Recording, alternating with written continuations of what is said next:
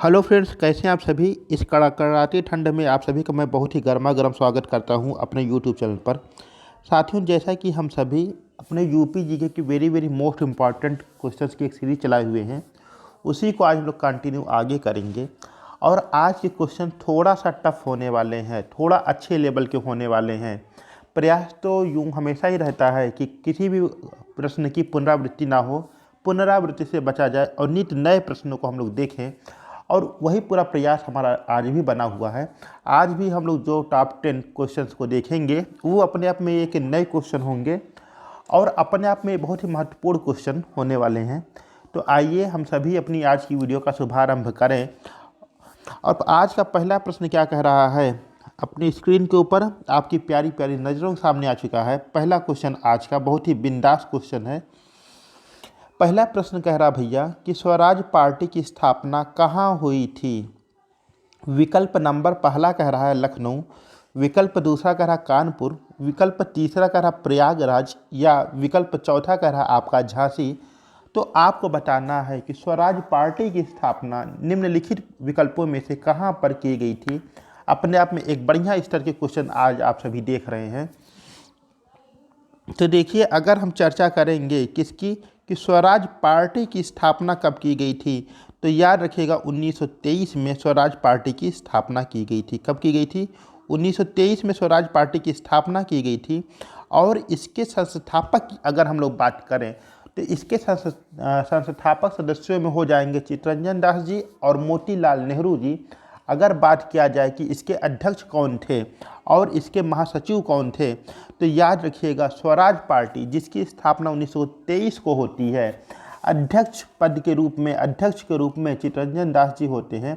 और अगर मोतीलाल नेहरू जी की बात करें तो मोतीलाल नेहरू जी स्वराज पार्टी के सचिव के रूप में देखने को मिलते हैं। 1923 में इसकी स्थापना होती है। लेकिन यहाँ प्रश्न कह रहा है कि यह किस स्थान पर की गई थी, तो याद रखिएगा भैया अपने उत्तर प्रदेश के प्रयागराज। कहाँ पर? अपने उत्तर प्रदेश के प्रयागराज। उस समय तो नाम इसका इलाहाबाद था, वहाँ पर की गई थी। तो प्रयागराज चाहे तो विकल्प में आवे या आपका इलाहाबाद आवे, दोनों आपका जो सही जवाब है, दो में से एक ही आना है।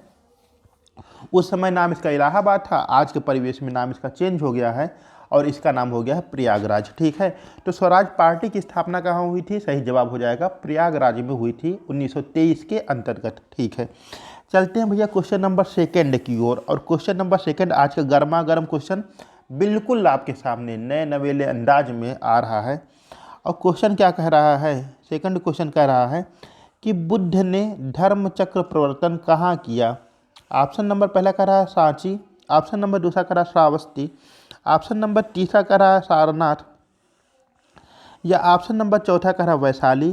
तो महात्मा बुद्ध ने धर्मचक्र प्रवर्तन कहाँ किया था? धर्मचक्र प्रवर्तन का आशय हो जाता है उनके द्वारा दिए गए पहले उपदेश से। और यहाँ प्रश्न कह रहा है कि महात्मा बुद्ध ने पहला उपदेश कहाँ दिया था, या इसे हम यूँ भी देख सकते हैं। और विकल्प पहला करा सांची, दूसरा करा श्रावस्ती, तीसरा करा सारनाथ, या विकल्प चौथा करा वैशाली। तो आपको सही जवाब बताना है कि निम्नलिखित किस विकल्पों में से वह कौन से स्थान हो जाएगा जहाँ महात्मा बुद्ध जी द्वारा क्या किया गया था? धर्मचक्र प्रवर्तन किया गया था।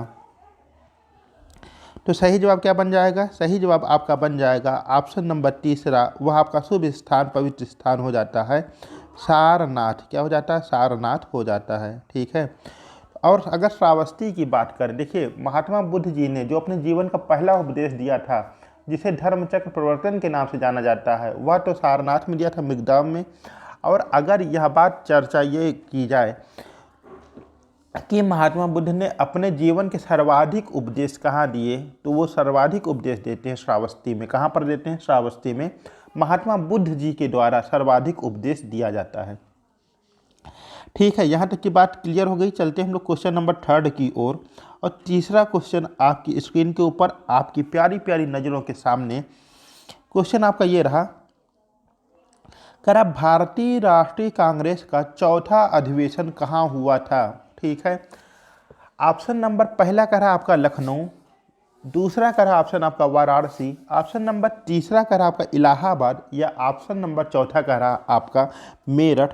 तो निम्नलिखित में से भारतीय राष्ट्रीय कांग्रेस का चौथा अधिवेशन कहाँ हुआ था, यह आपको बताना है। और इसे देखा जाए तो एकदम यूनिक क्वेश्चन है आपके लिए ये। तो भारतीय राष्ट्रीय कांग्रेस का चौथा अधिवेशन आपसे पूछा हुआ है। अच्छा, अगर बात किया जाए भारतीय राष्ट्रीय कांग्रेस के कुल कितने अधिवेशन आपकी यूपी में होते हैं, ठीक है, यूपी में आपके भारतीय राष्ट्रीय कांग्रेस के कितने अधिवेशन हुए, तो याद रखिएगा उनकी संख्या होती है टोटल 9। कितनी होती है? 9। कुल 9 अधिवेशन आपके यूपी में होते हैं। अगर बात किया जाए प्रयागराज की, तो प्रयागराज में आपके 3 अधिवेशन होते हैं, 1888 का, 1892 का और 1910 का। 1888, 1892 और 1910 प्रयागराज। लखनऊ की बात किया जाए तो आपके 3 अधिवेशन देखने को मिलेंगे, कौन कौन से? 1899, 1916 और 1936। वाराणसी की बात किया जाए तो वाराणसी में आपको 1 अधिवेशन देखने को मिलेगा 1905 का। कब का? 1905 का, जिसकी अध्यक्षता करते हैं गोपाल कृष्ण गोखले जी।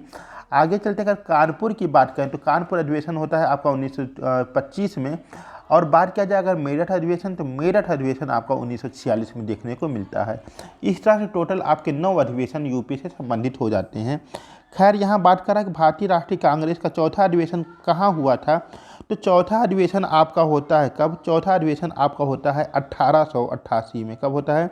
1888 में चौथा अधिवेशन होता है। और अगर इसके अध्यक्ष महोदय की बात करें कि चौथे अधिवेशन की अध्यक्षता किसके द्वारा की गई थी, तो यह पहला अधिवेशन था जिसकी अध्यक्षता किसी यूरोपीय व्यक्ति के द्वारा की जाती है। और इसके अध्यक्ष जो थे उनका नाम था जॉर्ज यूले। क्या नाम था? जॉर्ज यूले उनका नाम था। जॉर्ज यूले के द्वारा इसकी अध्यक्षता की गई थी। अब यहाँ प्रश्न ये कह रहा है कि ठीक है, आपने अध्यक्ष का भी नाम बता दिया है, लेकिन अब वह स्थान बताइए जहाँ पर जो है सम्मेलन किया गया था, जहाँ पर यह अधिवेशन आयोजित किया गया था। तो याद रखिएगा भैया, उसका नाम हो जाता है इलाहाबाद। क्या नाम हो जाता है? इलाहाबाद। यानी विकल्प नंबर तीसरा हमारा यहाँ पर सही होता हुआ दिखाई दे रहा है। ठीक है, चलते हैं हम लोग आगे अपने आज के नेक्स्ट क्वेश्चन पर। और अगला क्वेश्चन क्या कर रहा है? करा चौरी चौरा कांड कब हुआ था? ठीक है, चौरी चौरा कांड कब हुआ था? पहला कह रहा है 4 फरवरी 1922। दूसरा विकल्प आपका कह रहा है 7 फरवरी 1922। तीसरा आपका कह रहा है 12 फरवरी 1922 या फिर 13 फरवरी 1922। चौरी चौरा कांड कब हुआ था यह आपको बताना है। अगर हम देखेंगे तो भारतीय इतिहास में एक बहुत ही बड़ी ये घटना होती चौरी चौरा, और इसको पूछा कि ये कब घटित हुई थी। घटना कुछ इस प्रकार थी कि चौरी चौरा आपका एक थाना पड़ जाता है, गोरखपुर जिले के अंतर्गत पड़ता है। वहाँ पर क्या होता है कि ब्रिटिश हुकूमत के दौरान एक थे भगवान अहिर, उनके नेतृत्व में सैकड़ों लोग क्या कर रहे थे कि शराब आदि की दुकान को बंद करने के लिए धरना दे रहे थे। वहाँ पर ब्रिटिश हुकूमत के द्वारा उनके ऊपर लाठीचार्ज कर दी जाती है, जिसमें बहुत से लोग घायल होते हैं और बहुत से लोग मारे जाते हैं। अब जो आक्रोशित भीड़ थी यह क्या करती है कि चौरी चौरा थाने पहुँच जाती है और वहाँ पर क्या करती है कि थाने को आग लगा देती है। आक्रोशित भीड़ के द्वारा आग लगाई दी जाती है, जिसमें लगभग 22 पुलिसकर्मी जलकर मर जाते हैं। यही घटना आपके चौरी चौरा कांड के नाम से जानी जाती है। और इसी घटना से दुखित होकर महात्मा गांधी ने असहयोग आंदोलन को वापस ले लिया था। करा कि चौरी चौरा कांड कब हुआ था, तो चौरी चौरा कांड आपका हो जाता है कब, तो हो जाता है 4 फरवरी 1922। यानी विकल्प नंबर पहला हमारा यहाँ पर सही हो जाता है। कौन सा? विकल्प नंबर पहला हमारा सही हो जाता है। चौरी चौरा कांड आपका हो जाता है 4 फरवरी 1922 को। ठीक है, चलते हैं आगे हम लोग क्वेश्चन नंबर 5 की ओर। बहुत ही लाजवाब क्वेश्चन है। आप सभी को सिर्फ इतना करना है कि एक बार चैनल को सब्सक्राइब कर लेना है, ठीक है, और अपने सुझाव में कमेंट बॉक्स में बता देने हैं। ज़्यादा इसमें कुछ करना आपको नहीं है, किसी प्रकार की कोई टेंशन नहीं लेनी है। क्षेत्रफल की दृष्टि से उत्तर प्रदेश का कौन सा स्थान है यह आपको बताना है। पहला कह रहा पहला स्थान है, ऑप्शन नंबर सेकंड कह रहा दूसरा स्थान क्षेत्रफल में, ऑप्शन नंबर तीसरा कह रहा है कि इसमें आपका तीसरा स्थान है, या ऑप्शन नंबर फोर्थ कह रहा है चौथा। तो पूरे अगर हम लोग भारतवर्ष की बात करें तो इसके अंतर्गत जो अपना उत्तर प्रदेश है ये क्षेत्रफल के मामले में किस रैंक पर आता है।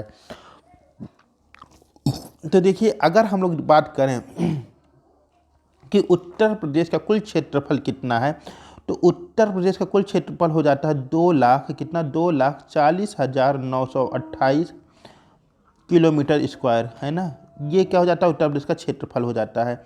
2,40,928 किलोमीटर स्क्वायर उत्तर प्रदेश का क्षेत्रफल हो जाता है।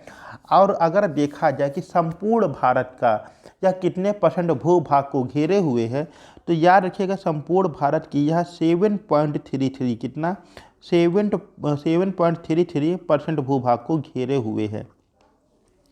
अगर क्षेत्रफल में इसके रैंकिंग की बात किया जाए, तो इससे जो बड़े राज्य हो जाते हैं वे हो जाते हैं कौन कौन से, राजस्थान नंबर 1 पे कौन हो जाता है, राजस्थान। दूसरे नंबर पर हो जाता है मध्य प्रदेश। तीसरे नंबर पर हो जाता है महाराष्ट्र। और चौथे नंबर पे नंबर आ जाता है यूपी का, ठीक है। तो अगर क्षेत्रफल के मामले में देखा जाए कि किस रैंक पे आता है, तो उत्तर प्रदेश अपना चौथे नंबर पर आता है। यानी विकल्प नंबर चौथा यहाँ पे हमारा सही होता हुआ दिखाई दे रहा है कि क्षेत्रफल के मामले में भैया उत्तर प्रदेश पूरे भारत में चौथे नंबर पर आता है। इससे बड़े 3 राज्य हैं, कौन कौन से, राजस्थान है, मध्य प्रदेश है और महाराष्ट्र है। बहुत बढ़िया, चलते हैं आगे हम लोग नेक्स्ट क्वेश्चन पर। और कह रहा है उत्तर प्रदेश में किसान मित्र योजना की शुरुआत कब हुई। ऑप्शन नंबर पहला कह रहा 1992, ऑप्शन नंबर दूसरा कह रहा 1999 से 2000, ऑप्शन नंबर तीसरा कह रहा 2001 या फिर कह रहा है सन 2003। तो देखिए, अगर देखा जाए भारतीय अर्थव्यवस्था या उत्तर प्रदेश की भी देखें, तो पूरी तरीके से उसमें अगर देखते हैं तो कहीं ना कहीं कृषि का महत्वपूर्ण स्थान है। बहुत ही बड़ी भूमिका अदा करती है कृषि। और कृषक जो है यह क्या करता है, संपूर्ण अर्थव्यवस्था का ढांचा के रूप में भी दिखाई देता है। अब क्या हुआ कि किसानों की समस्या को दूर करने के लिए किसान मित्र योजना चलाई गई, कि जो इनके साथ जो है क्या करेगी, एक फ्रेंडली बिहेवियर करके इनकी जो भी समस्या है उसके बारे में पूरी जानकारी इन्हें प्रदान करेगी और कहीं ना कहीं इन्हें अनावश्यक तनाव से बचाएगी। तो प्रदेश में किसान मित्र योजना का शुभारंभ कब हुआ था, कब से चलाई जा रही है, यह आपको बताना है। और इसका सही जवाब जो हो जाएगा, अगर उसकी बात करें तो वह हो जाएगा क्या, वह हो जाएगा आपका विकल्प नंबर तीसरा, यानी कि सन 2001। कब से, सन 2001 से उत्तर प्रदेश में किसान मित्र योजना का शुरुआत की गई है। और अगर तारीख की बात करें तो 18 जून 2001 की तारीख हो जाती है जबकि उत्तर प्रदेश में किसान मित्र की शुरुआत की जाती है। अगर 1992 की बात किया जाए तो किसान वही हो जाती है 1992 में। और 1999 से 2000 की बात करें तो किसान क्रेडिट कार्ड, कौन सा, किसान क्रेडिट कार्ड KCC जो योजना चल रही है 1999 से 2000 के बीच में, इसका शुभारंभ हुआ था। और अगर 2003 की बात करें तो 2003 में किसानों के लिए एक बहुत बड़ी फिर स्कीम लॉन्च की गई जिसे हम लोग किसान वृद्धावस्था पेंशन योजना के नाम से जानते हैं। तो किसान मित्र की बात कर रहा है, यहाँ पर आपका विकल्प नंबर तीसरा जो होगा वह सही जवाब बन जाएगा। ठीक है, चलते हैं क्वेश्चन नंबर 7 की ओर। और 7वां क्वेश्चन क्या कह रहा है, बहुत शानदार सा क्वेश्चन है। देखिए क्वेश्चन नंबर 7वां कह रहा है केसर की खेती किस जिले में की जाती है। ऑप्शन नंबर पहला कह रहा सहारनपुर, ऑप्शन नंबर दूसरा कह रहा बलिया, ऑप्शन नंबर तीसरा कह रहा अलीगढ़ या ऑप्शन नंबर चौथा कह रहा बांदा। तो केसर की खेती किस जिले में की जाती है आपको बताना है। देखिए केसर की खेती जो है मेनली होती है आपकी जम्मू कश्मीर में, लेकिन अपने उत्तर प्रदेश के एकमात्र जिले में भी थोड़ी मात्रा में केसर का उत्पादन किया जाता है, वह आपको बताना है। बिरयानी में पड़ता ना केसर और बढ़िया महक आती है उसकी। तो क्या होता है, केसर की खेती किस ज़िले में की जाती है यह आपको बताना है। तो देखिए समय ज़्यादा ना लगाते हुए हम लोग क्या करेंगे, इसका सही जवाब दे देंगे। क्या हो जाएगा कि केसर की खेती उत्तर प्रदेश के एकमात्र ज़िला अलीगढ़ में की जाती है, बहुत ही थोड़ी मात्रा में। तो सही जवाब क्या बन जाएगा, अलीगढ़ बन जाएगा। ठीक है, केसर की खेती कहाँ की जाती है, अलीगढ़ में की जाती है, बहुत ही थोड़ी मात्रा में। चलते हैं क्वेश्चन नंबर 8 की ओर। और कह रहा ऊर्जा के किस रूप में प्रदूषण की समस्या नहीं है। पहला कह रहा कोयला, दूसरा कह रहा परमाणु, तीसरा कह रहा पेट्रोल या ऑप्शन नंबर चौथा कह रहा आपका सौर। तो ऊर्जा के किस रूप में प्रदूषण की समस्या नहीं, यह आपको बताना है। ऐसा कौन सा माध्यम है जिसके द्वारा प्रदूषण उत्पन्न नहीं होता है। अच्छा, कोयला की अगर हम लोग चर्चा करें तो आप लोग सुने होंगे, अब तो खैर चला गया है, लेकिन अभी पहले क्या होता था कि कोयला लोग कहीं से बीन के लिए आते थे और ठंड के मौसम में विशेषकर जैसे इस समय चल रहा है, कमरे का तापमान सही करने के लिए अंगीठी में भरे कोयला और रात में उसको जला करके सो गए। इसमें जो जहरीली गैस बनती थी उसके द्वारा क्या होता था, कई बार तो पूरा का पूरा परिवार असमय काल की गाल में समा जाता था, मृत्यु हो जाती थी, क्योंकि एक जहरीली गैस इससे उत्पन्न होती थी इसके दहन से कोयला के, और पूरे कमरे में फैल जाती थी। वेंटिलेशन वगैरह सही ना होने की वजह से यह जो है श्वास की नली में जाती थी और धीरे धीरे करते हुए उसको जो है बेहोश, और बेहोश के बाद उसकी मृत्यु हो जाती थी। बहुत ही घातक कंडीशन होती है ये वाली, कमरे में कोयला रख के सोने वाली। अगर आप लोगों में से किसी भी परिचय में ऐसा कोई हो तो उसे आप लोग तत्काल रोकने का प्रयास करें। ऊर्जा के किस रूप में प्रदूषण की समस्या नहीं, ये क्वेश्चन आपसे कर रहा है, और सही जवाब जो इसका बन जाएगा वह बन जाएगा कौन सा, ऑप्शन नंबर चौथा, यानी कि सौर। जो हमारी सौर ऊर्जा है इसके द्वारा प्रदूषण नहीं होता है। यह जो है इस समय वर्तमान में देखेंगे तो यह प्रचलन में भी तेज़ी से बढ़ रहा है। तो सही जवाब हो जाएगा आपका विकल्प नंबर चौथा। चलते हैं आगे हम लोग क्वेश्चन नंबर 9 की ओर, और 9वां क्वेश्चन कह रहा कि यूनेस्को की सूची में आगरा का किला कब शामिल हुआ। विकल्प नंबर पहला कह रहा 1983, विकल्प नंबर दूसरा कह रहा 1986, विकल्प नंबर तीसरा कह रहा 1990, या विकल्प नंबर चौथा कह रहा 1992। तो यूनेस्को की सूची में आगरा का किला कब शामिल किया गया। यूनेस्को की अगर हम लोग फुल फॉर्म की बात करें तो United Nations Educational Scientific and Cultural Organization के रूप में ये इसका पूरा नाम देखने को मिलता है। United Nations Educational Scientific and Cultural Organization, इसकी स्थापना होती है 1945 में, और अगर इसके हेडक्वार्टर की बात करें तो यह पेरिस के फ्रांस में देखने को मिलता है। इसका काम क्या है कि सांस्कृतिक विरासत जो भी है उसको संरक्षित करना और उसके बारे में प्रचार प्रसार करना इसका कार्य होता है। अब इसमें कह रहा कि आगरा का किला कब शामिल किया गया, तो सही जवाब इसका बन जाएगा 1983। कब, 1983 में आगरा का किला और ताजमहल दोनों को शामिल किया गया था। तो सही जवाब आपका क्या बन जाएगा 1983, यूनेस्को की सूची में आगरा का किला शामिल किया गया था 1983 में। ठीक है, चलते हैं हम लोग अपने आज के नेक्स्ट क्वेश्चन पर, और आज का अंतिम क्वेश्चन क्या कह रहा है, कह रहा प्रदेश में पहली रेल किन स्थानों के बीच चली। ऑप्शन नंबर पहला कह रहा लखनऊ इलाहाबाद, ऑप्शन नंबर दूसरा कह रहा लखनऊ मेरठ, ऑप्शन नंबर तीसरा कह रहा लखनऊ कानपुर, या ऑप्शन नंबर चौथा कह रहा इलाहाबाद से कानपुर। तो निम्नलिखित में से किन स्थानों के बीच में प्रदेश में सबसे पहली रेलगाड़ी चली। देखिए, अगर हम लोग भारत के परिवेश में बात करें तो 1853-54 में आपकी रेलगाड़ी चलती है कहाँ पर, मुंबई थाड़े के बीच में, कुल 34 किलोमीटर की यात्रा का तय करती है। वहीं अगर हम लोग बात करें कि उत्तर प्रदेश में रेलगाड़ी का संचालन कब से शुरू हुआ, तो ठीक 6 साल के बाद, यानी कि 1959 में यह रेलगाड़ी चलाई जाती है आपके उत्तर प्रदेश में। अगर भारत की बात करें तो कब से हो जाएगा आपका, कहाँ गड़बड़ा गया।